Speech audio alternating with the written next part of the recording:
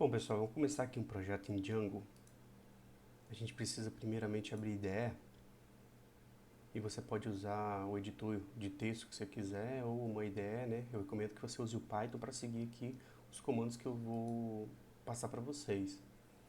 Bom, primeiramente a gente precisa criar um projeto. E deixa eu falar como é que vai ser esse projeto. Vou chamar aqui ele de Vitae, ou seja, vai ficar nessa pasta aqui do sistema, tá? Então se você abrir seu sistema aí, nessa pastinha ele já vai criar, ó, um arquivozinho .ide, que é o arquivo do PyCharm, para configurações da própria IDE. Então, beleza, a gente vai criar esse projeto chamado Vitae, é um projeto para organização de currículo, tipo, os arquivos, certificados que você vai ganhando, você vai salvando lá dentro, tá bom? E aí eu preciso conversar sobre isso aqui, ó, antes de começar. O interpretador.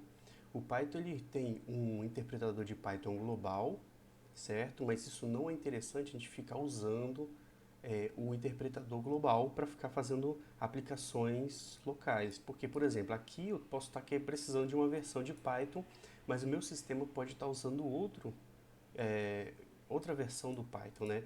Se você clicar no terminal e digitar, por exemplo, Python version, você vai ver que existe uma versão instalada de forma global e que qualquer ponto do sistema você consegue acessar. Tem a versão geralmente 3 também, né? Que nesse caso é 3.10. E tem uma outra versão que geralmente é alegada, né, 2.7, que vários programas ainda precisam dessa versão ainda para rodar. Por isso que geralmente nós temos dois Python instalados, tá bom? Algum programa vai instalar ele porque é muito popular esse uso do Python, tá? Então a gente pode aqui nesse momento escolher dois interpretadores, ou um dos dois interpretadores, né? Um que já exista ou um novo. Como o projeto é novo, não existe nenhum interpretador, não existe nenhuma pasta aqui dentro, ó, do, da IDE, do projeto que a gente está criando, não existe nenhuma pasta chamada .env ou nada parecido, né? Porque é como se a gente estivesse copiando o Python para dentro de uma pasta aqui, ó, e essa pasta agora ser como se fosse um clone de um Python limpo. E tudo que a gente instalar só vai ser instalado nesse ambiente que é virtual. Então por isso chama virtual env, né? O nome dessa, desse isolamento do Python, é um ambiente virtual. Então nós vamos criar esse ambiente virtual. Aí está falando aqui para criar, sim. E aqui a gente já iniciou, e quando a gente inicia um projeto, geralmente vem um arquivozinho que é o main, né? Então aqui já vem um arquivo main. E aqui embaixo, se você observar, já vem escrito Python 3.10. 3.10, tá bom? Esse Python 3.10 é o que você criou. Se você quiser ir lá mexer nele com uma interface, você pode chegar aqui, ó, e escolher, né? Aqui e você editar. Inclusive tem alguns pacotes aqui que já podem ser atualizados. Olha como é que é fácil instalar. Se você não tivesse nessa interface, o outro editor, você tem que dar pip, upgrade, pip, entendeu? Ia ter que ficar atualizando as bibliotecas. Nesse caso, a gente já consegue fazer por aqui mesmo, né? Isso já é um bom adianto. Beleza? Então olha só. Estou aplicando aqui, fechei, até atualizei já aqui, ó. Ele me deu um feedback, né? Agora a gente já pode até rodar esse exemplozinho, se quando você criou o aplicativo, esse projeto aí estava escrito lá, tinha uma caixinha para criar também o main, então se você quiser rodar, basta você clicar aqui, ó. Então roda como, pode rodar como com esse playzinho verde mesmo, e tá vendo o que ele já escreveu, né? Então poderia ser, por exemplo, Thales. E agora, quando você roda uma vez, a IDE do PyCharm cria aqui em cima, ó, uma configuração já para rodar. Então, tipo assim, você pode dar um nome para ela, main Python, por exemplo, né? Então você pode criar várias aqui e cada um vai ter uma configuração para rodar. Então, o seu script já fica pronto para fazer suas alterações, certo? Então, se você estiver só usando Python, você pode vir aqui e editar, beleza? Mas nossa ideia é criar um projeto em Django, né? Então, eu vou apagar ele aqui. Ele vai dar link quebrado, porque ele não vai achar esse link aqui, então vou apagar aqui também. Primeira coisa que a gente pode fazer, eu vou tentar fazer sem comando, tá? tentar fazer sem comando aqui. Então você vem aqui embaixo, vem interpretador, configurações do interpretador, clica aqui nesse maisinho e procura por Django Admin. Então vou instalar o Django Admin e vou seguir as dicas do site do Django para começar, para que a gente fique tudo antenado aí direitinho, né? Para não inventar nada de moda.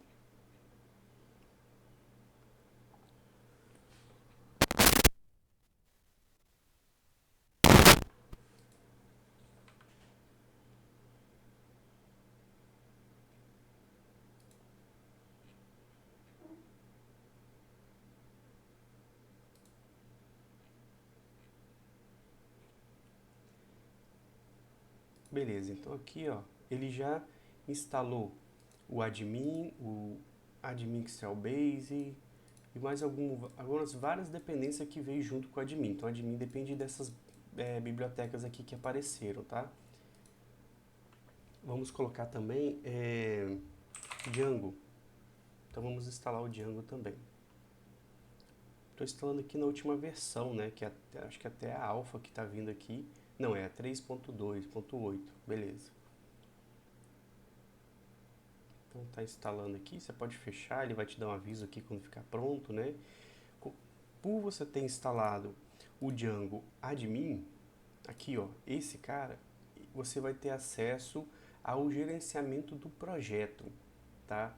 Então, por exemplo, vou criar um projeto, vou fazer uma migração do banco de dados, depois você vai entender o que significa isso. Tudo isso a gente gerencia o projeto. O Django é o próprio framework, né? Onde tem, por exemplo, é o que vai para o ar, né? Então é como se fosse assim, desenvolvimento e produção. Isso aqui vai realmente virar, isso aqui depende de tudo, né? Claro, e é o produto final propriamente dito. Então beleza, estamos ok agora. Nós vamos começar criando um projeto Django através do Django Admin. Eu queria ver aqui no site se eu consigo pegar os comandos, né? Mas eu acho que eu vou tentar lembrar aqui com vocês mesmo. A gente vai fazer assim, ó, Django Admin, Start Project. A gente vai criar um projeto na própria pasta. Então eu vou criar aqui, ó. Tem que botar um nome, né? Então o nome vai ser Core. Então, quando você coloca Django Start Project e Core, significa então que ele vai criar aqui dentro da pasta, ó, uma pasta chamada Core e do lado de fora Manage Py. Se você não colocar esse pontinho, ele vai criar uma pasta chamada Core dentro da Core, entendeu? Vai dar uma bagunça aqui no projeto. E como a gente já iniciou a pasta, é bom que você coloque esse ponto aqui, senão não vai dar certo, beleza? Isso para quê? Para que o Manage Py fique na raiz do seu Vitae, tá bom? Da sua pasta Vitae é isso, se você estiver fazendo o mesmo nome que o meu, tá bom? Aqui dentro de Core, então, como o próprio nome já diz, é como se fosse o núcleo, né? A chegada principal do projeto. Todo projeto, toda aplicação, ela tem um start, né? Ela tem uma função main, ela tem uma entrada, né? Ela tem um index.php, seja o que for. Alguma coisa tem que receber uma requisição inicial de um software, né? E aqui é a entrada principal. Se você observar, ó, tem 4 arquivos. Esse aqui é o básico, né? Para botar uma aplicação aqui do Django no ar. Sem nada, claro, né? Mas aí tem, ó, URLs, que eu vou até apagar aqui em cima. Tem um arquivo de URLs, que está até já configurado para um link admin, ou seja, a gente vai acionar como se fosse assim, URL www.com.br/admin. Então isso aqui vai ser o link para acessar as configurações do software, né? Por exemplo, entrar lá e gerenciar o almoxerifado, nesse caso, adicionar os currículos, né? Esse projeto só usa a parte admin do Django, beleza?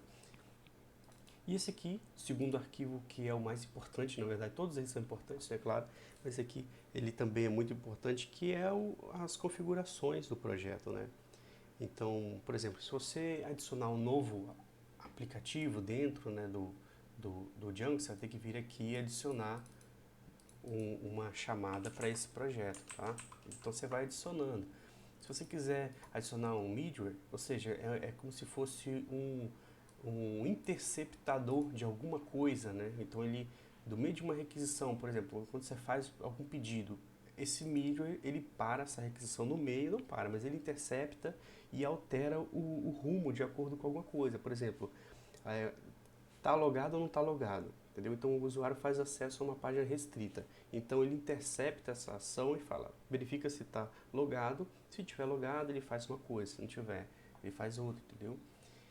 Mas o que a gente pode destacar aqui? Os templates. Então, quando a gente for personalizar os templates, a gente vai ter que adicionar aqui dentro onde que está os nossos arquivos de HTML, né, personalizados, beleza? E aqui o banco de dados. Ele vem com esse banco SQLite padrão, né, que é um arquivo, é um banco local. Ele vai criar um arquivozinho aqui, ó, com esse nome que está aqui, e vai ser suficiente para a gente testar, fazer até ficar localmente, né? Porque senão você vai depender de um banco instalado, aí aqui já funciona. Do jeito que está aqui já roda. Mas o que? Bom, esse aqui agora é da nova versão, né, do Django 3.2. Isso aqui é uma exigência, inclusive, que quem não fez está tendo que atualizar esse ponto, né? Bom, vou deixar aqui do jeito que está mesmo. E se você vir aqui, ó, e digitar assim, Django, ou melhor, Python, Room Server.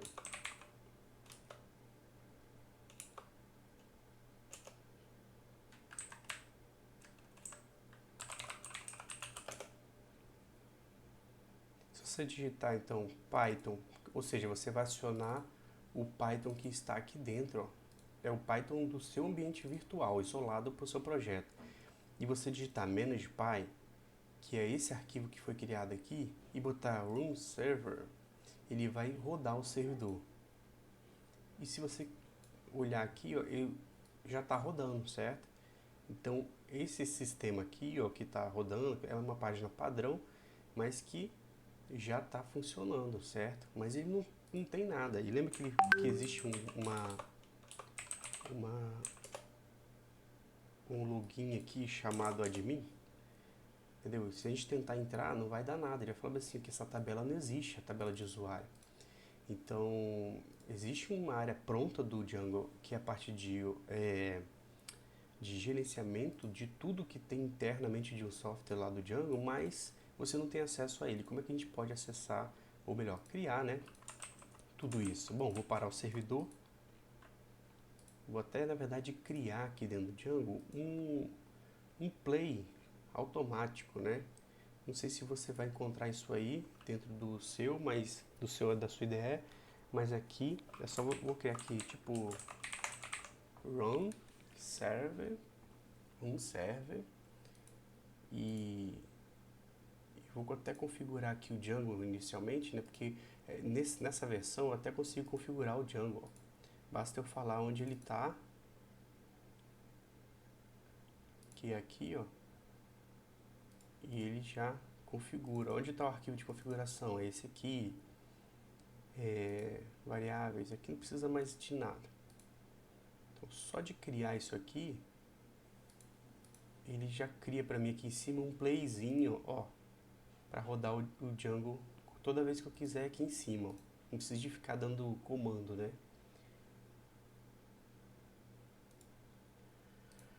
Beleza. Agora, então, eu vou fazer um comando agora que é novo. Vou parar isso aqui, né? Parei, dar uma limpada aqui. Aí você vai fazer assim, Python -py. Você notou que toda vez que a gente quer dar um comando, a gente usa o -py, né? Por quê? Porque a gente criou esse -py a partir do admin lá. Então, lembra que eu falei que ele que gerencia todo o projeto? Então, a gente vai criar aqui umas pastas make migration. Com S no final, make migration. Então, não há nenhuma migração migrate. Pronto. Agora, isso aqui já é suficiente para ele parar de dar aquele erro que a tabela não foi encontrada. Agora ele vai começar a falar que não existe. Por quê? Antes ele estava dando que a tabela não foi encontrada. Esse comando de migrate, ele cria a tabela. Se você observar aqui, ó, existe um db.sqlite. Então eu vou até criar aqui, na minha ideia ela é bem completinha, né? Eu vou abrir aqui, ó, o SQLite.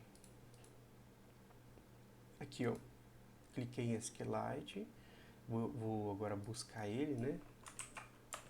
Banco, vou botar só banco de dados, pode ser. Aí eu vou encontrar, né, o banco de dados, ele tá aqui, ó. Aqui, pronto. Ele não tem um drive para acessar esse banco de dados, mas tá bom. Eu já acabei de clicar aqui, viu que nessa ideia tudo é muito simples, né? Aí agora eu vou clicar aqui para ele carregar, ele carregou. Vou carregar todos os esquemas. Aí ele tem aqui dentro, ó, várias tabelas que foram criadas, tá bom? Então, quando ele deu aquele erro que a tabela não foi encontrada, é porque não existia tabela aqui internamente. E agora, se você observar, ó, não tem ninguém nessa tabela. Tem várias tabelas aqui dentro, ó. Uma parte está toda vazia, essa está preenchida, né? Inclusive, se você quiser editar, você consegue, né? Mas não é bom editar aqui no bruto, não. É o software do Django que tem que fazer isso. Então, tem um monte de coisas aqui e viu que não existe nenhum usuário, né, aqui dentro. Então, se a gente clicar aqui agora, tentar logar, muito claro, não vai conseguir.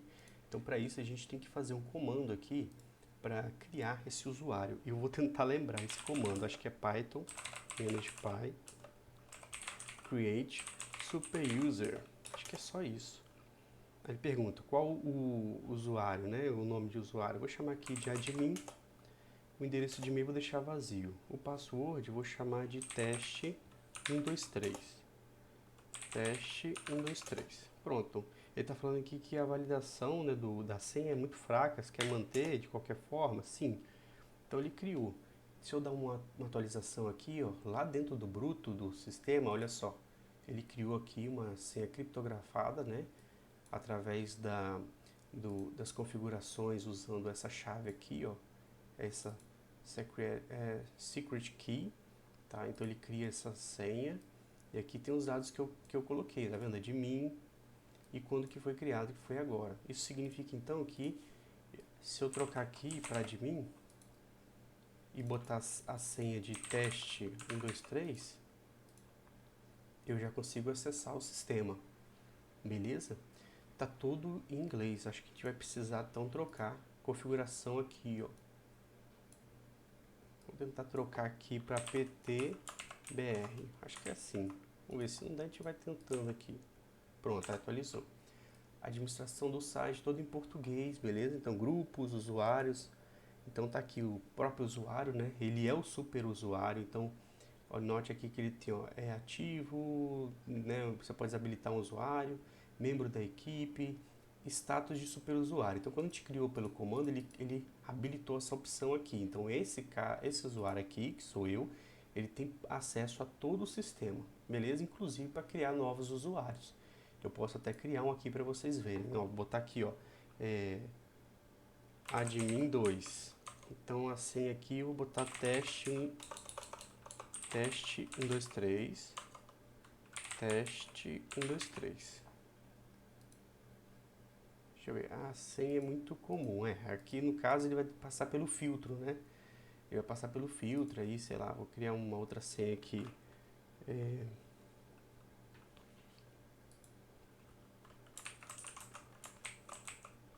Pronto. Criei uma senha qualquer aqui só para passar no teste, que deve passar, impossível, né? Nunca guardar. Então, se observar aqui, existe agora o admin 2, que pode ser adicionado no sistema, é membro da equipe, você pode colocar. Ele pode virar um super usuário também, tá? Então, por exemplo, se eu sair aqui agora, acessar novamente, botar admin 2, colocar aquela senha que está no meu Ctrl+C aqui, ó, ele vai acessar, mas ele não vai ter acesso àquele usuário e senha. Por quê? Porque ele não é o super usuário e nem tem essa atribuição. Se eu criar uma outra janela aqui Vou entrar agora com o superusuário. Então a gente está logado em dois sistemas, tá? O do lado da direita é o usuário sem permissão. O lado da direita é o superusuário, né? Se você então clicar aqui no usuário e entrar aqui no admin e permitir que ele seja o superusuário, você salvar, quando você atualizar aqui vai aparecer as permissões superiores, né, para ele. Mas eu não quero. Eu não quero que ele seja usuário, mas eu quero que ele gerencie o sistema de edição de usuários. Como é que é feito isso? Bom, aqui ó, no superusuário, ele é o superusuário, então ele pode atribuir várias ações para esse usuário, né? Então, ou seja, eu estou como admin, e vou dar permissão para o admin 2. Eu quero que ele, por exemplo, vou dar permissão para adicionar um usuário, editar e ver. Beleza? Então vou dar essa permissão aqui, jogo para cá e salvo. Se a gente atualizar aqui, vai aparecer só isso. Ele não consegue fazer mais nada além desses dois no sistema. Vamos supor que agora eu só vou deixar o primeiro, né? Ou seja, eu vou deixar só esse pode ver o usuário. Então vou só deixar ele visualizar quem existe, mas não vou deixar ele editar. Olha só o que vai acontecer aqui, ó. Você vai poder visualizar. Então ele pode ver aqui quem existe, para fazer uma consulta, para pegar algum endereço, alguma coisa assim, mas ele não vai poder editar, tá? E às vezes também não quer dar poder para apagar alguém, né? Então beleza, vocês já entenderam então como é que funciona, né? Só entrar aqui, ó, não, acho que visualizar é importante, né? Então vou deixar aqui que ele pode, por exemplo, adicionar e mudar, mas nunca apagar o usuário. Então já não aparece mais o botão de delete aqui, tá? Beleza? Ou aqui não, aqui embaixo, desculpa. Aqui nos usuários, né? Então não aparece o botão, mas se você observar, ó, se a gente colocar o grupo, a edição ela não existe. Deixa eu só observar aqui, acabou embolando. Acabei não...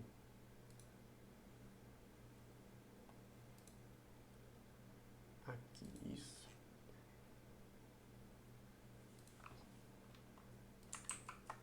Então eu vou remover esse usuário. Então eu vou vir aqui.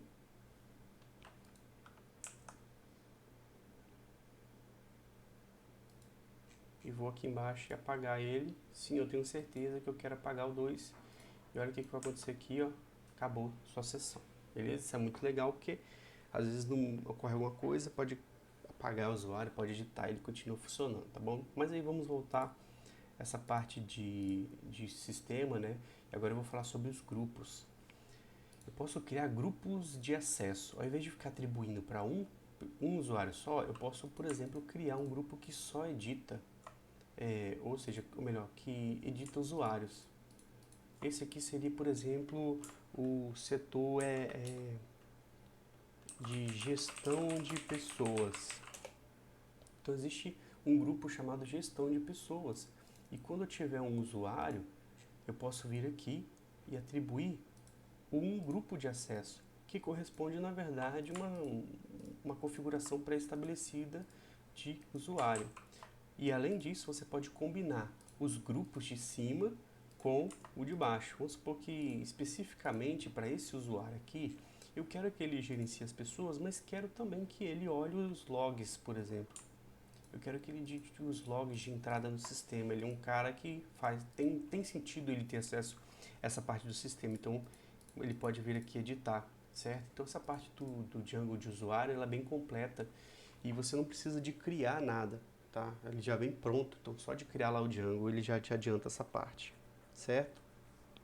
Agora a gente vai começar a falar sobre o sistema, né? Começar a criar o nosso sistema do currículo, beleza?